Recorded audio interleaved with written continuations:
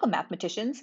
In this video, we're going to summarize the 4 basic strategies you can use to solve a quadratic equation.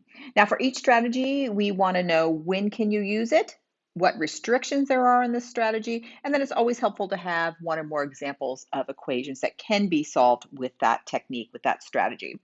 Now, because brain research tells us that you learn when you retrieve information, it comes out of your brain, not when you store it, when it goes in. I want you to pause this video and fill in the table yourself. Come back when you have something for every cell and we'll compare what we found. Welcome back. If you feel good to go on your table, why don't you just zip to the end of the video and just compare your findings to mine and see how they're similar and how they're different.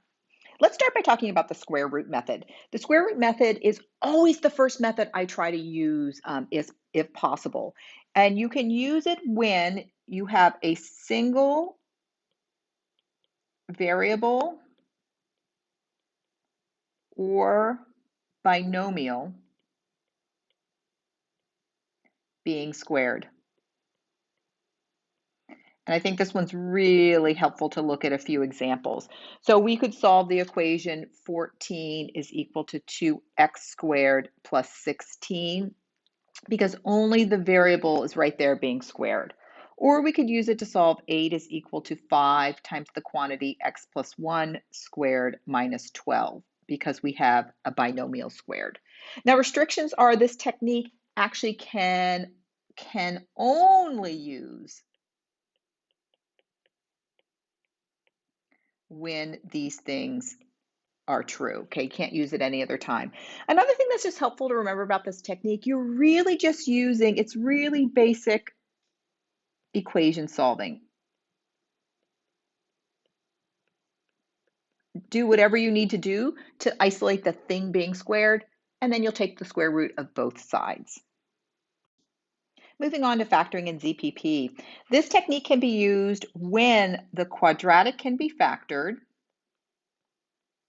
Quadratic can be factored because that's the first step. If you can't factor the quadratic, you can't use the technique. And just as a reminder, when you have your quadratic in that form, you're looking for two numbers whose sum is b and whose product is a times c. And you'll use those two numbers to split the middle term if a is not 1, and if a is 1, you have that shortcut of going right into the two factors. A couple of examples. I know I can solve this equation 0 is equal to x squared minus x minus 2 because that factors, and then I can use the zero product property, ZPP. The restrictions is before you can check to see if it's factored, it must be in standard form.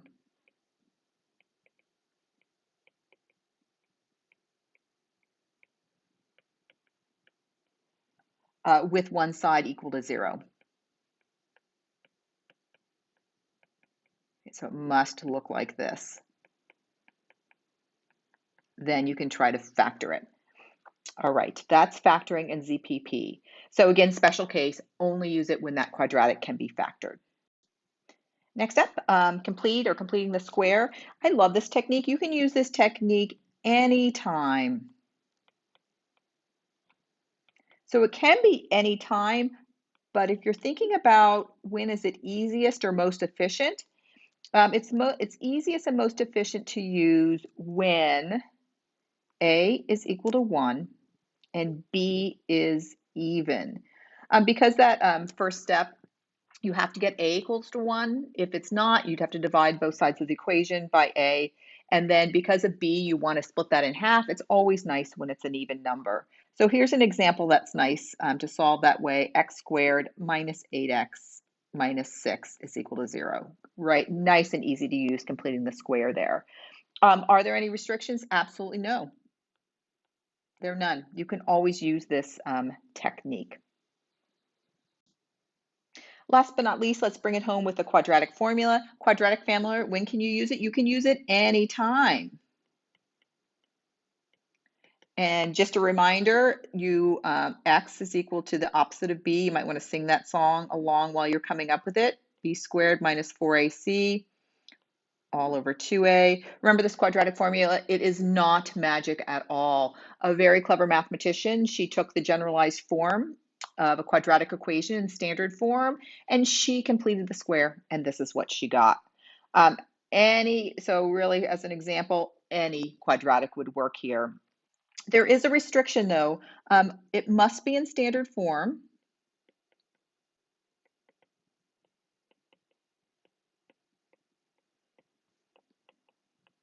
With one side equal to 0. So just like when we went to factor. Okay, so great. This is also super helpful to use if you have access to a mechanical calculator, can be helpful. I'm going to end this video now with just sort of a general flow I like to use when solving a quadratic equations. Of course, every mathematician sort of has their own techniques. I always start by looking, can I solve it with the square root method? If I can, always going to be the easiest way to go, just using those basic equation solving strategies. The next thing I do is I set the equation equal to 0, get it into standard form. I take about 10 seconds, 15 seconds to see if I can factor it. If great, it's going to be super easy to go. If not, I just move on. I don't want to spend too much time trying to factor it. At that point, I have a choice of completing the square or quadratic formula, since they can solve any quadratic equation. If I see I'm in this sort of nice and easy category, it's actually simpler to complete the square. Otherwise, I come right down and use the quadratic formula.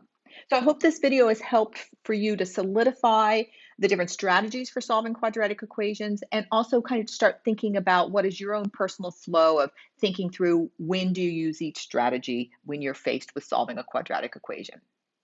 All right, I hope that has helped mathematicians. Math on.